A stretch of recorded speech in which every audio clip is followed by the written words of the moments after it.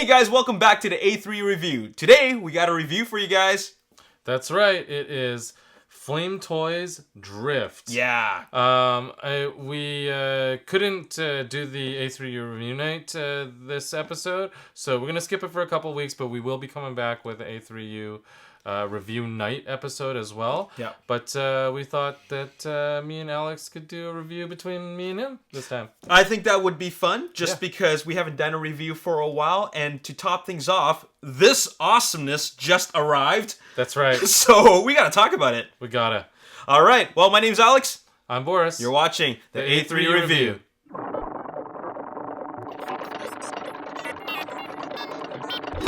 So what we are going to look at is something that you guys should be very familiar with because we've been looking at the Kuro Kara Kuri Flame Toys Drift since TFCon Toronto. And then we looked at it again in TFCon USA, and we've been seeing the progression of this product. And now it's finally here. This is the retail version, and I'm so excited about it. It looks good. That's right. It's fresh from the manufacturer. Mm-hmm. So this is basically what you'll get when you purchase from any retailers. Mm-hmm. If you were lucky enough to get in on a pre-order with Flames Toys themselves through their site, I believe their first version came with an alternate mask that you put on. Mm-hmm. That's the only difference between the regular retail version that we have here. But I didn't get in on it. I didn't get the extra mask, but trust me, it doesn't matter. This will still blow you away. Oh, yeah. You don't need that to really be impressed with this thing. Yeah. So this is fully articulated, and as you recall, the one that we had before, and even, of course, the previous one to that, we never even got to move anything until the last TFCon, right? That's right. We were told to be very, very careful with it. Mm-hmm. But even before being able to move it and articulate it, we were already quite blown away by how good it looked. So I was just imagining if they got this like as a full production version, this thing is going to be really awesome because it looks good. And now you can play with it really like fun, you know, you can have a lot of fun with it. That's with all correct. the articulation. So I'm really impressed with how it's progressed to now what we have right in front of us right here. Yeah, and it is quite stunning. So for those who haven't been following the TFCon progression of the production of this drift, there has been a lot of talk about, you know, how come it looks like Sentinel, the Iron Man series. Yes. You know, it is a different company. It's not Sentinel. And those of you who are familiar with Sentinel, they make this Iron Man re-edit line that is amazing. It's not the only line they make. They make other super articulated figures. Some better than others, but definitely the Iron Man series was a big highlight for them. Yeah. So the team that worked on that, the design team, called the Chemical Attack Team, which you know, kudos to Vangelis for really giving me the knowledge last time at the shows.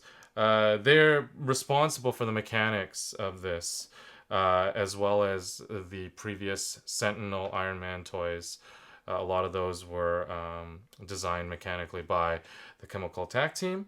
And this is why it takes from the same kind of cues. It has the same kind of feel and quality. And I'd say that it is, you know, worth that value just as much, if not even more, for the Transformers fans, because we're finally getting an official Transformer super articulated collectible. Yeah, they made a full-on action figure, but we've seen non-transformable action figures of Transformers characters before, but this is like on a level of like premium action figure line. Like you could almost say, I mean, I don't want to compare companies, but like this is like the Hot Toys of Transformers. You could say that about this. Exactly. And when you look at this scale, it almost gets, to me, it feels like the details pop out a lot more than even in a Hot Toys. Yeah. And not to say that Hot Toys isn't an interesting, collectible. Like they don't make, not to say that they make subpar collectibles, but really when you stand it next to something like this, you realize how much articulation and how much engineering and mechanical things that Hot Toys is actually missing. Yeah, well, Hot Toys they do a lot of humanoid type character figures, right? So they articulate in a very generic way, arms, legs, movements. But then this is actually something that was supposed to be a vehicle first, so you have to include all those car aesthetics as well as how a robot would articulate, especially with all those mechanical parts, right? So there's a lot more detail there and more, attention to detail that needs to be paid attention to when they were producing or manufacturing this thing, or designing it rather. Yeah, that's right. There's definitely a lot more, I feel, that had to go into some of the engineering. Yeah. But I mean, even if you compare some of the Iron Man lines and whatnot, the Chemical Attack team does really go above and beyond to really give it that extra articulation. It is more expensive, as we'll go through right now. Why? They do have more parts and more molding has to be done to make all of these parts, but it makes for a smoother figure and something that doesn't leave any kind of gaps or anything, kind of any detail missed out. So I mean, let's start by looking at some of the articulation here. So I mean, first off, I want to go through what you get with this figure. So there's, like all of these awesome figures from Sentinel or Flames Toys, it's a very similar kind of a setup. You get a whole bunch of hands and accessories. Yeah. If we can see it all here. Yeah, lots of hands here, lots of hand posing. Obviously, the fist, the holding a sword, a lot of things you can do, a lot of pointing. It really adds a lot of value to the figure and just creates for a lot of versatility in terms of how you want to pose it. So that's definitely really good. That's right, and a couple of extra head sculpts. I kind of put the kind of like the mean face on, but he comes with the standard like standing face. And then like Alex explained, different poses for the fists. For those of you who are looking for articulated fingers, this toy does not have articulated fingers, unfortunately, but I think it makes up for it by the fact that it has such a vast amount of different fingers. So it has like a fist, it has like a thumbs up, it has like a gripping a sword thumbs up. Yeah. So you can almost like holster, like almost like you're popping out something from your holster or your sword handle. There are 8 pairs of hands here. I know. There's like a ninja chop hand. Yeah. Just like a separated like action hand, almost like jazz hands. Yeah. Yeah, so lots of cool stuff. And then it also comes with just get this out here, Alex. Yeah. A full stand as well. So you'll see that comes with a really nice stand. That's a cool stand. It reminds me of those Gundam stands that Bandai makes. Yes, correct. Except this one feels definitely a lot more robust. More solid, eh? Yeah, it's a very thick base, and the base, basically the arm, I mean, I'll show it later, it essentially kind of clicks in and it holds it at different angles. It's good if you want to do any kind of aerial moves, but once again, I'll just kind of show it off a little bit later. Sure. Just so we're not kind of stuck on that right now. And then, you get your instructions and postcard. Oh, cool. I guess that future releases of these Flames Toys Transformers will include more postcards, make it a more I guess like something collectible. That's what I'm thinking. So I'm just gonna put the box away really quickly here. Sure. So it makes it a little bit more collectible. So in terms of I don't even know where to start because this is so awesome. Let's start by like the way it looks. First of all, let's start with the head. A very comic book style. It just has this very almost Gundam-esque, but at the same time it really still keeps the essence of Drift from the comics. So really, really cool looking head sculpt. Yeah, they definitely did the IDW series a lot of justice. I would love to see what the alternate head the mask looks like on it as well, but unfortunately we don't have that. But it still is a very, very nice head sculpt. And if you look at the face sculpt here, you'll see that this one is like kind of like a mean looking. Oh yeah, face. yeah. But it's just done really, really well. It is done really well. It's a very anime look. It's very, very nicely done. And the head, of course, it's got. Oh. Ooh, saved by the thing. Woo! Yeah. So basically, it has a ball joint here. The wiring is pretty nice. So there's going to be lights on this. We'll show you that later. The wiring is pretty nice. It's pretty hidden here. There are points where when you're moving around, you will kind of see the wiring in the back of the neck a little bit, but not too bad. It's done really, really well. And just so you guys see, like, it's not very difficult to pull off this mask. Yes, okay. And then you just kind of wiggle out the face sculpt so you can put on the different face sculpts. That's pretty cool. Yeah, it's a nice little way to do it, and it's I hate figures that are like you feel like you're gonna break it just to replace something. Yeah, I've had a few Hot Toys figures like that where I'm like sweating because I'm like, this looks like it's gonna bend if I move it anymore, and that's honestly, it's really smooth when it comes to this figure. Yeah. So yeah, moving downwards, the arms here. So let's take a look at the arms here. Well, I love the way the arms are with that this giant piece on the shoulders. It just gives it this cool proportions. Yeah, and the thing is, what's really nice is it's got so much movement. Yeah. So when not only is it like just beautiful in detail, so you see all these like little moving detailed parts, like his forearm, as you can see, it's got the little kind of like forearm guards. Yeah. Here. Yeah. The elbow guards. Oh yeah. Yeah, and then they have like this really nice painted detail in there. Ah yeah, okay, that's cool. And it's spring loaded, so it gives it a little bit of a give, so that when you're actually moving it around, things are moving around organically. They're that's changing cool. around. Yeah, and like forearm actually gets a good swivel motion, so that you can do a lot of aggressive posing when he's holding his sword, like hold it across the chest. Yeah. Kind of put the fist together. You have the shoulders that can kind of butterfly out a little bit at the back. And basically, if you take a look at the hand as well, Alex, it's kind of set on this ball joint. Yeah. But it has a nice little I see that. Oh, that is so cool. So usually what you'll find in an action figure is you'll find something more like this, right? Yeah. Where the ball joint, you can kind of see the ball joint. Yeah. You see everything moving around, but they went through the extra detail of let's cap awesome. It. Let's make sure we don't see the ball joint while it's moving around. And that really gives it like that extra little, and everything's like this on this figure. Like they've thought about covering up and really making it really nice. For aesthetic reasons and for functionality. Yeah. So you have a lot of that.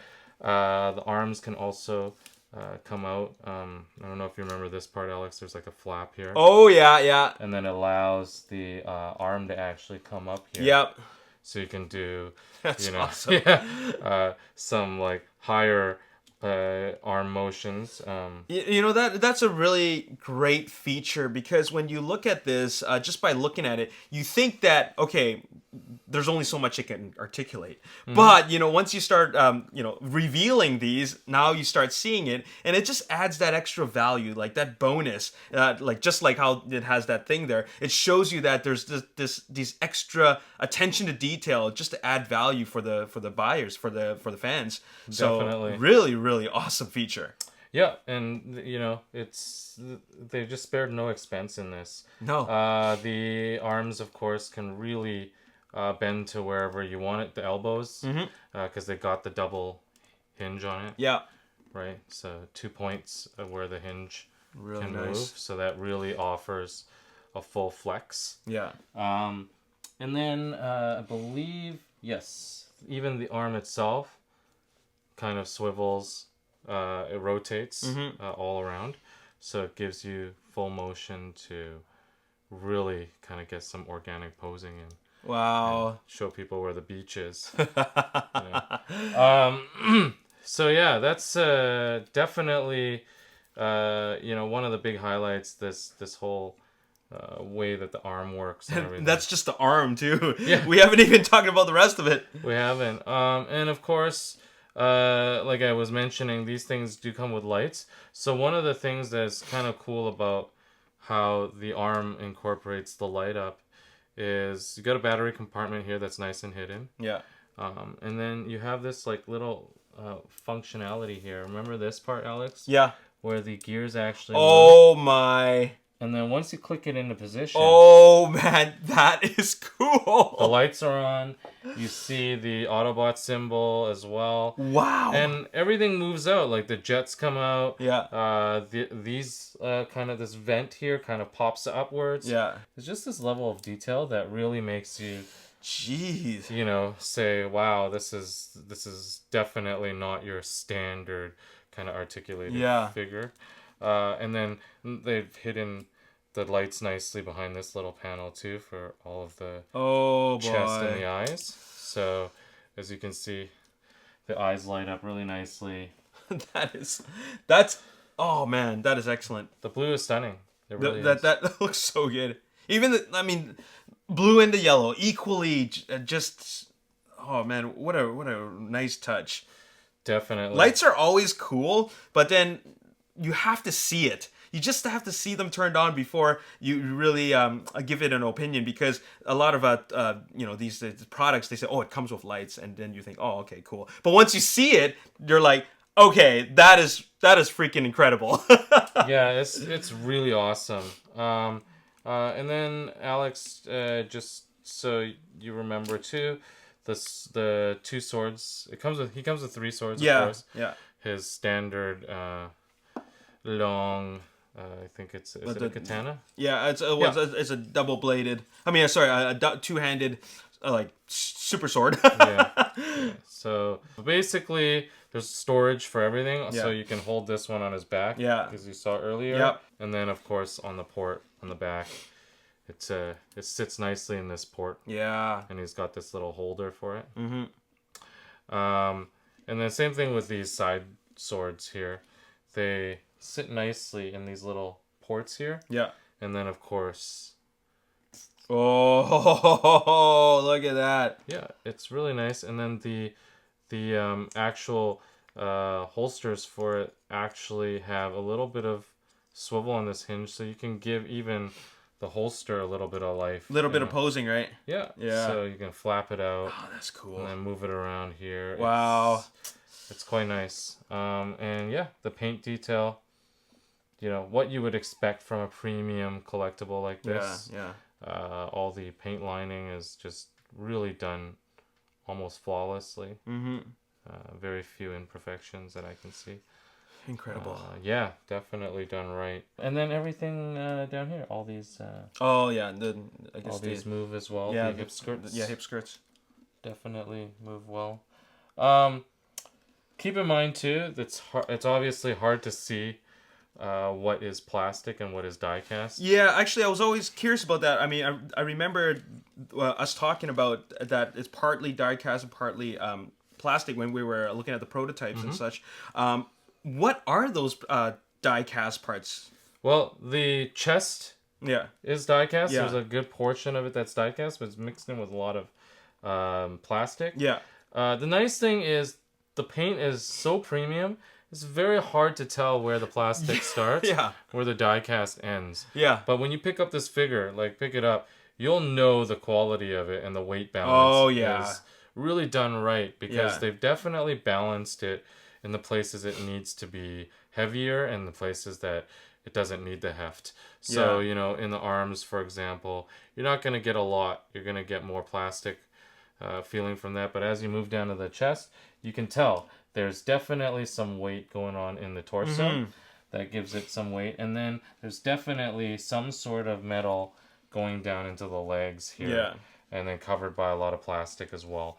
I believe, let me just check here. When I checked it, the metal was in the core here, so you could see it in the back. Okay, yeah. The leg there. Yep. So that's quite nice how it's balanced. And I mean, speaking of which, it really adds to the ability for these legs to really hold up very well. Mm-hmm. So you can see the core in there too. Oh yeah, I see that. It's also die cast. Yeah. And the legs, I mean, they're just so amazingly articulated. Like, look, there's definitely a double hinge in here. There's double hinge. There's nice double hinge action. But then there's like more to it. There really is, because these joints, they slide in the back, and it's almost like pistons even. Yeah, exactly. So they slide, and then you notice how things tuck in so that it actually allows that movement. Yeah. In the legs. Oh yeah, yeah. Right? So that is neat. So it kind of gets out of the way, and these mechanics are what helps it have this kind of fluid, organic look. Like even in the front here, you can see the panel shifts and everything. So for all of you at home, like you see the slide. We'll show the slide off there, right? It really is. And then, you know, even like if you want to just do like the shins here, right? It's all got, you know, all of its areas are kind of covered so that you don't get any gaps, and you don't look at it any differently. It really feels like a fluid robotic leg moving. And I think those are the mechanics that everyone comes to expect from the Chemical Attack team, right down to the feet. Yeah. Like you got, you know, your side to side motion here. You've also got the ability to, there's a ball joint going on inside here as well. So it offers a full range of motion, so you can actually pose his feet very, very nicely. And then don't forget the toes. Oh, wow. I actually didn't expect that to move. So when he does the kneeling stuff, like, you even get the balance in there, right? Like, that's a hard pose to do. That is pretty impressive. Like, that's a hard pose to do. It's standing on its own just by doing that. Yeah, exactly. So, oh, well, wait, gotta get this looking at least half normal. Yeah. But yeah, I mean, wow, it's like surviving the earthquake test. Yep, that's pretty good. Yeah, but I mean, it's stuff like that you come to respect from a very high-end figure like this, where they've thought about all these little details. Yeah. So both legs are identical, obviously, in how they move and feel. So you can really get a good range of poses. I'll do this in like a kind of, you know, maybe like a, without like messing everything up here, maybe. You know, as I'm looking at you play with this, it makes me feel like they can actually take this exact model and then use it in like I don't know, a cartoon or a live action movie or something, and this model would totally work because it's not like a toy where you would see joints and like ball joints and you know, pieces of like hinges and you know what I'm saying? Yeah. Like these are all functioning parts that would that are supposed to be part of the actual robot. Yeah, definitely. I mean, that's the whole point, I think, is when you can look at like you said, when you can look at parts of the robot or parts of the figure and not feel like it's actually a toy because it has none of those indicators that you would normally expect from a toy. Exactly. Like being able to see a ball joint. Yeah. Flames Toys does a very great job with this figure specifically in how it hides all of that. So yeah, as you can see, you can really get some aggressive posing. Oh yeah, I like that. Right? Yeah. And then he can hold the sword in his hand, and the sword has a nice little like movement to it as well. Oh, that's cool. So that's really, really cool. And it changes colors right there to the blue. Oh, cool. Yeah. Wow. Nice. So much to play with. This the whole day. Yeah. Like there's so much to play with, and this sword itself is really detailed. Yeah, definitely. Just a small thing I almost forgot about too. He does have lights in the legs. Oh as well. My. to complete the look, so you get like a nice balance. Yeah, of that's lighting. a really, really good balance. Yeah, I like that they didn't overdo it on the lighting. Yeah. Sometimes the Hot Toys stuff is really impressive. Like Yeah. if you get one of the latest Iron Man Yeah. suits, all the little pin lights light up the jets. But I mean, man, it takes an hour to turn the lights on. You gotta pop out all these panels, and you're like turning on everything. Yeah. I love that you don't have to pop out anything to turn on the Yeah. shoulder lights. You just turn them on. You just flip- move you flip the things up. Yeah. And then these legs are pretty easy. You just pop them off, turn them on. And then this panel back here for the chest lights, it's kind of hidden there, and you just flick it up and turn it on. So not a lot of popping off panels to make this work. Yeah. So, very, very, very nice. Very, very substantial. Yeah. And then I just want to, I know a lot of people have also asked us about a couple things that we previously couldn't show. There's a cloak that comes with this. Okay. So I don't know if we didn't have a chance to look at it. We didn't look at a TFCon. Right? No, we didn't. Yeah, I thought so. So this cloak is actually quite nice. So I'm just gonna try to throw the cloak on here. Sure. And get him in a decent pose at least. Sure. And see if we can do that. Okay. Can I do that right now? That looks good. Yeah, let's do it. Okay, so he comes with this cloak. And the cloak at first just seems like some weird ratty cloth. Maybe to wipe him down with. But no, not so. It's actually really, really nice because it has wiring all throughout the edging. So that you can mold the wires so that the cloak itself has a lot of life to it. Now, this isn't, obviously this is an old technique. Yeah. Alex, as we know from the 1/6 trade as well. Yeah. So a lot of people aren't super crazy about wire all the time because if you work with the wire a lot, they tend to break down sometimes. Mm-hmm. But I mean, honestly, for the organic feel that it gives it, I mean, if you're just careful with it, you're not always like mucking around with it. It should last for quite a while. Yeah. And honestly, without it, it just would be very lifeless. Yeah. So I'm just gonna put it on here, and we'll kind of get a sense of what this guy looks like with the cloak. Yeah. Mask. Now, when you put the cloak on, if you do buy this after seeing this episode, make sure that you take the front of the mask off first. You don't want to break these. Not that I've broken it, but I can imagine they're very fragile. Yeah. So yeah, like look at that, Alex. That's actually pretty cool. It's like he's in the wind. Yeah, and then he has a second piece. You can kind of just like wrap it somewhere else to try to give it like a secondary pose so that it makes his cloak look fully organic. Yeah. To whatever he's doing, right? Yeah. So I actually really like that because it looks like the wind's blowing in a certain direction. Yeah. And it just creates a more like an animated look to it. It really looks like someone could have taken a photo of this and put it in the pages of one of the comic books. Yeah, just what? Like after he killed one of his Decepticon or something. This is his victory pose. Seriously, what a pleasure to pose this thing, and like for anyone that does a lot of toy photography, this is just a dream. Oh yeah, yeah. There's so much you can do. There really is, and I know a lot of. Speaking of which, scale wise, this is also a great figure to take photos with because it's actually quite substantial. Now, a lot of people are used to the Iron Man figures, and they've seen us review this, and there's only so much you can compare it with scale. For those of you who know the Sentinel versions of the Iron Man, you know that they are, I think they're like what? Are they 9 inches or 6 inches? They are 6. I don't think they're 9 inches. No, I'm pretty sure they're 6 inch. Yeah, figures. Yeah. So they're quite tiny. Yeah.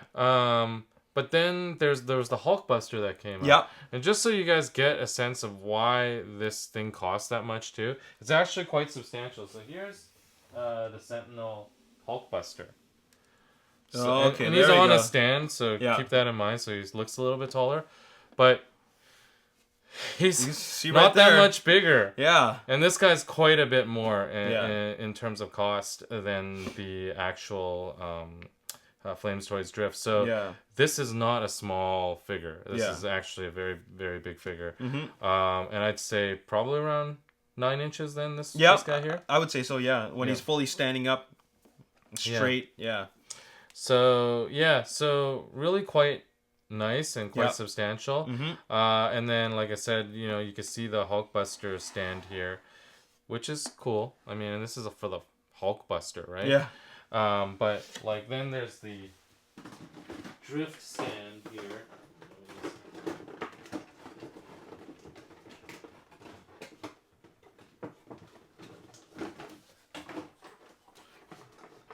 Sorry, Alex, give me a sec. Okay.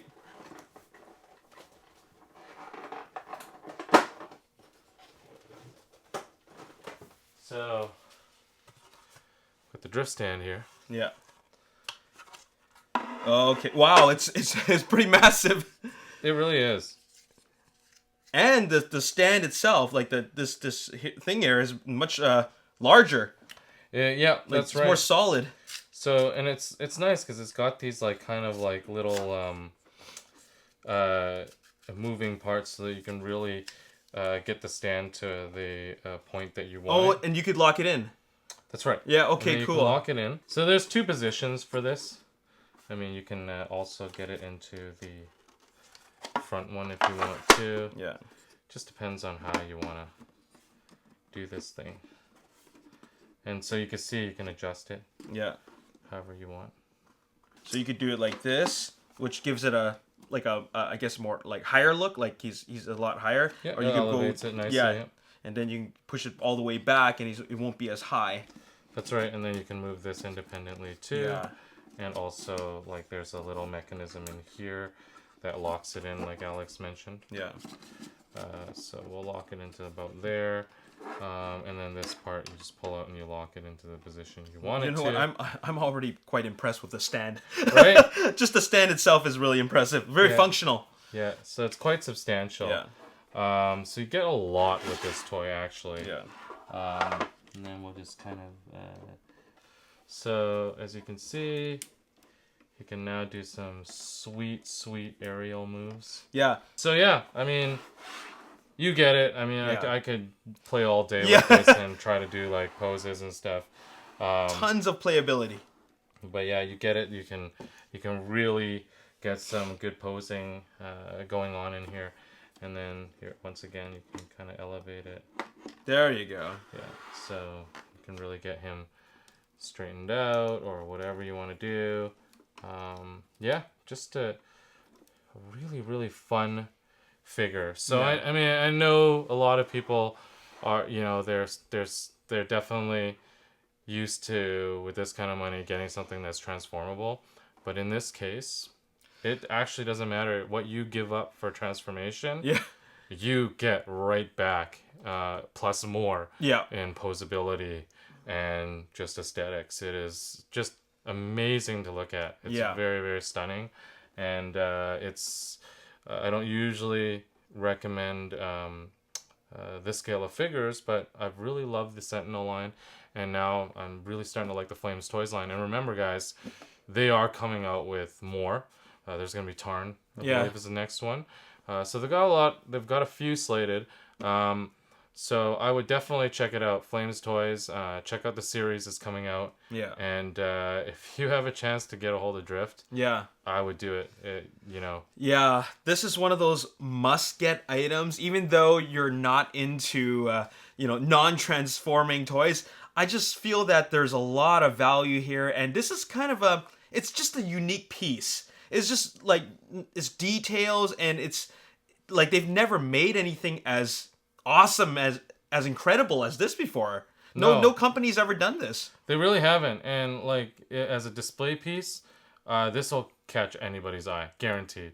And if you're a Drift fan, Oh yeah, this is the for definitive. sure, like you cannot not get this if you are a Drift fan. Yeah. You cannot call yourself a Drift fan Yeah.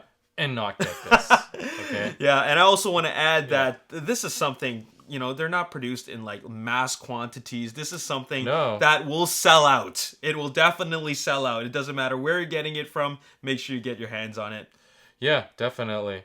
So, yeah, I mean, I think that's about all I can really say about it. I feel like I'm gushing over this toy right now. Final words, I'd say must have. Definitely a must have. Yeah, final thoughts for me. Definitely fun factor through the roof. Yeah.